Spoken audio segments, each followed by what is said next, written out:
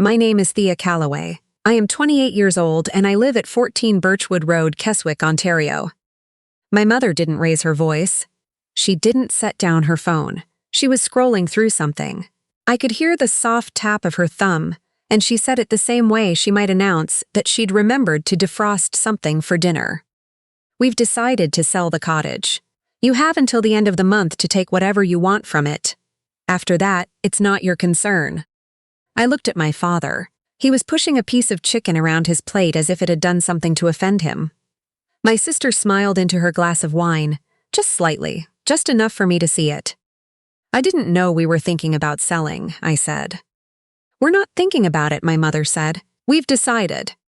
The cottage on Birchwood Road had been in our family for 31 years. My grandfather built the deck himself the summer I was born. He used to take me fishing off the dock before anyone else was awake, just the two of us in the gray Ontario morning, and he'd let me name the fish we caught before we threw them back. He passed away 14 months before that dinner. In his final week at the palliative care ward at South Lake Regional, he held my hand and asked me one thing. "Don't let them sell it, T," he said.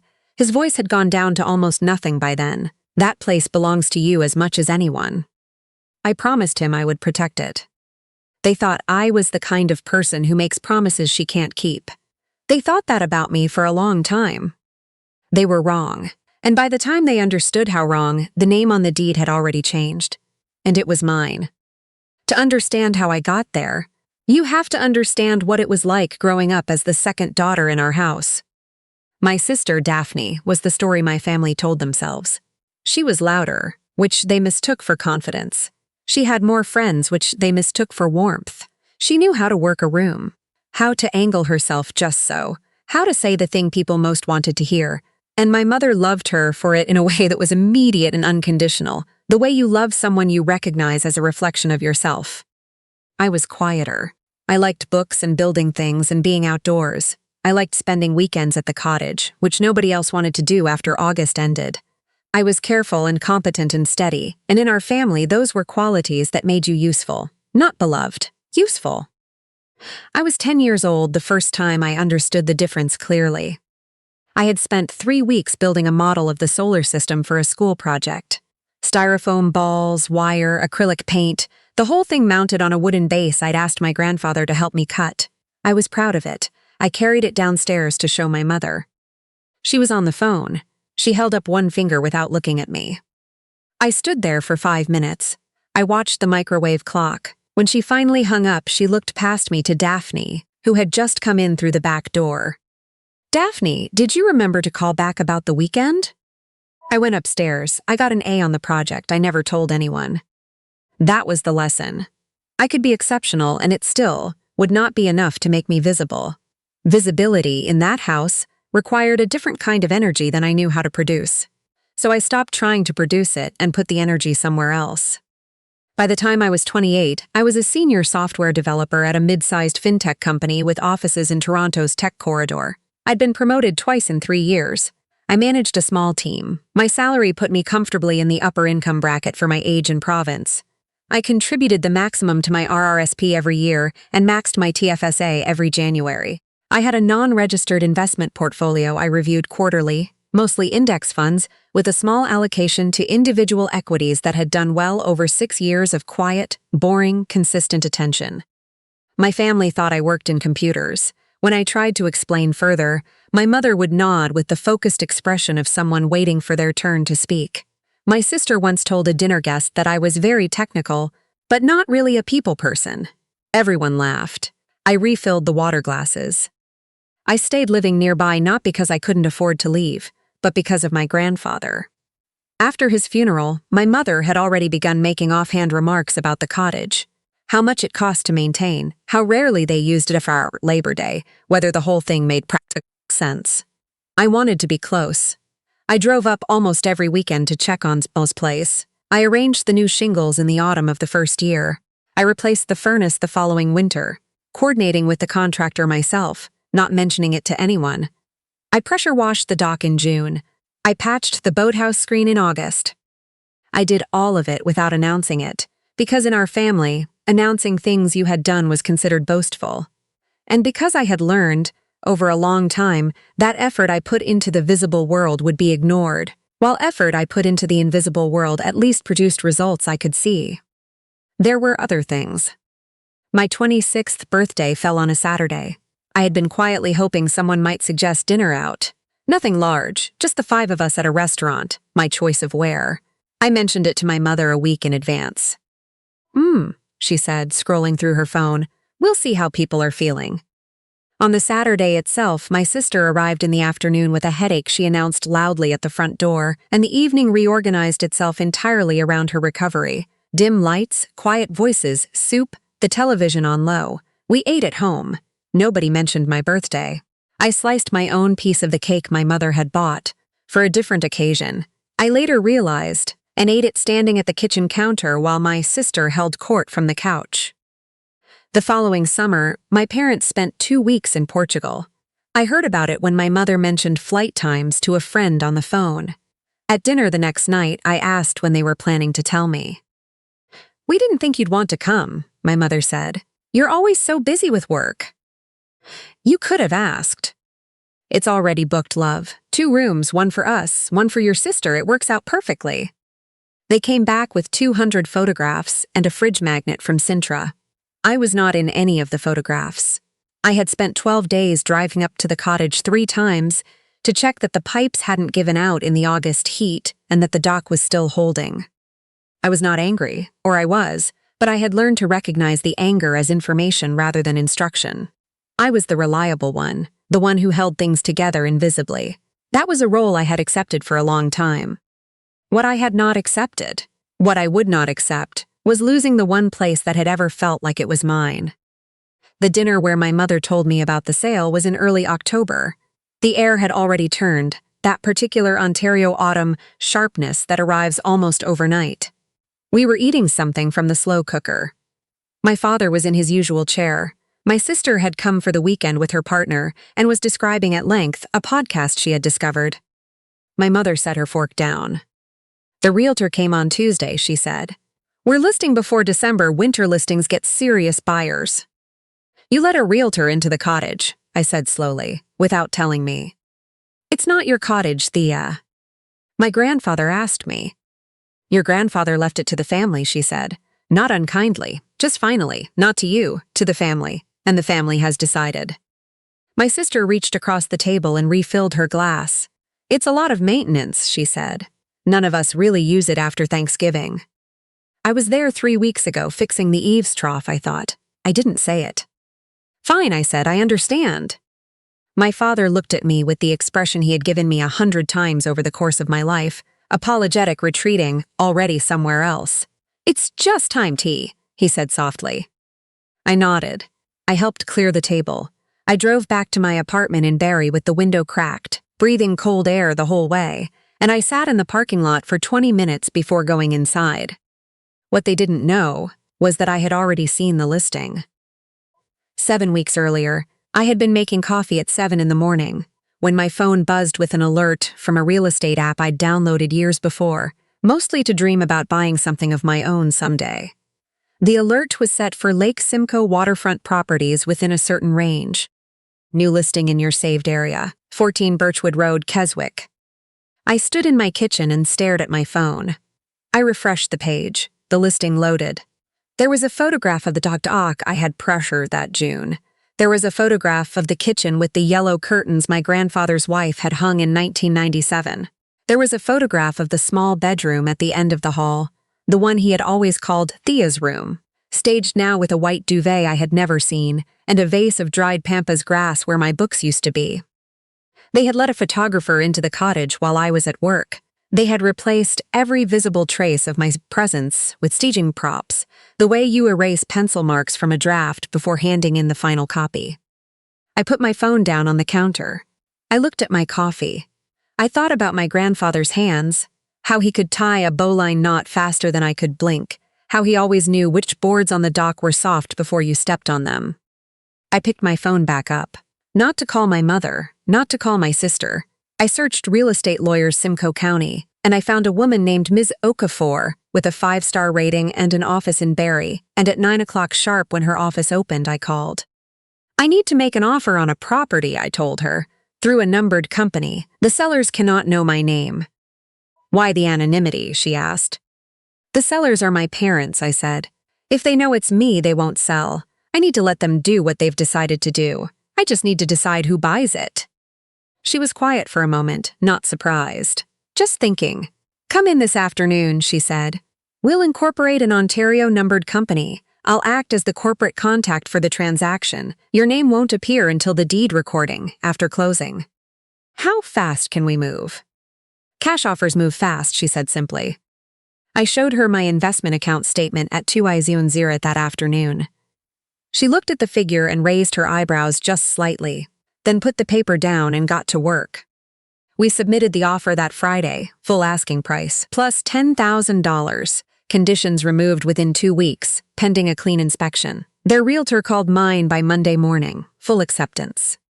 I arranged the inspection myself through Miss Okafor's office. The inspector found nothing significant. Of course he didn't. I had kept that building in better condition than anyone in my family knew. The furnace I had replaced 2 winters ago. The shingles I had renegotiated that same autumn when the original contractor had overbid. The dock I had maintained board by board. The papers were signed on a Wednesday in late October. I sat in Ms. Okafor's office and signed my name in 14 places. When it was done, she slid a set of keys across the desk. They were on a brass ring with a small loon on it. The same key ring my grandfather had carried for 30 years. They hadn't even thought to change the keys. Congratulations, Ms. Okafor said. You own a waterfront property in Keswick. I held the keys in both hands and didn't say anything for a moment. Thank you, I said finally, for everything. You protected something that mattered, she said. I don't take cases like this often, but I don't regret taking yours. So when my mother sat across from me in October and announced that the family had decided, I already had the deed. I had been the registered owner for 3 weeks. I nodded. I helped clear the table. I said goodnight. I drove home with the window down in the cold, and I felt something I hadn't felt in a very long time, which was exactly like the quiet at the end of a long wait. Over the winter, I renovated. I kept everything my grandfather had built, every structural element, every load-bearing choice he had made by hand. I replaced the worn flooring with wide plank pine the color of honey in afternoon light. I painted the kitchen the shade of green I had been imagining for years, a deep spruce, warm in winter and bright in summer. I put a cast iron wood stove in the living room and rebuilt the bookshelves along the far wall, deeper this time, enough for double rows. I bought furniture that was comfortable and meant to last. I hung my grandfather's fishing rods in the entryway on new hooks, where they had always belonged.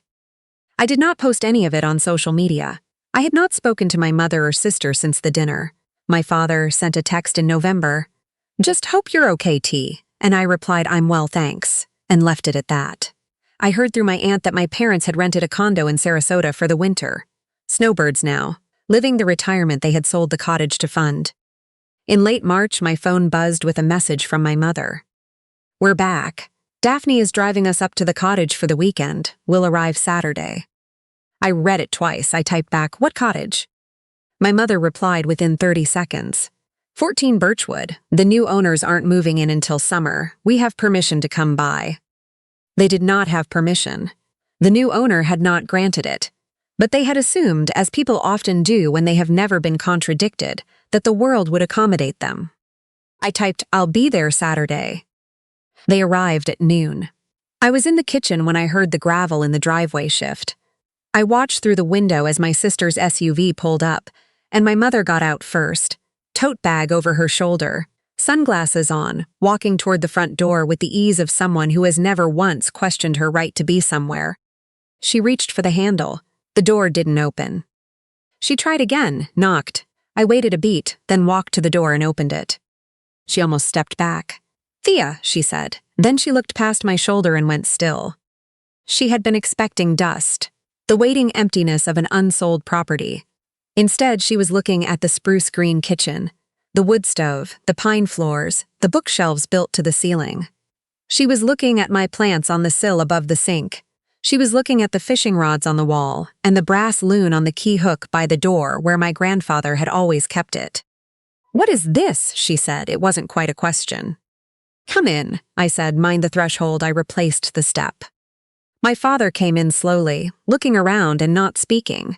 My sister scanned the room with an expression I recognized, the one she made when she was calculating something. Her partner stayed near the door. "You've been here this whole time," my mother said. "You broke in. Thea, the new owner, is going to." "I am the new owner," I said. The room went silent. I picked up the document from the kitchen table and held it out. She took it the way you take something you're not sure you want to touch. I watched her read the corporate name, the articles of incorporation, the director named at the bottom. "Thea Calloway." "You bought this," she said. "In September, the transaction closed in October. You let us sell it to you." Her voice had gone very flat. "I made a legal offer. You accepted. The funds were transferred. Everything was done properly." "You have that kind of money," my sister said. She looked at me differently then, not mocking, but assessing. "Recalibrating. Since when?" "Since I spent 6 years building it without telling anyone," I said. "You never asked." My mother set the paper down.